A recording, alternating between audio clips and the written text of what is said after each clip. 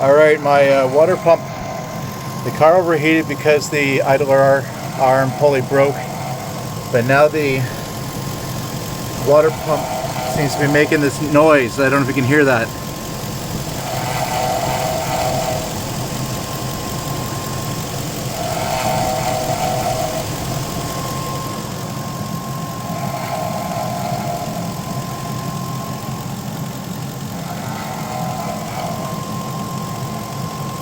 So the deal is I drove home 1 mile at a time until the car started to overheat, then I stopped. I never pushed it too far.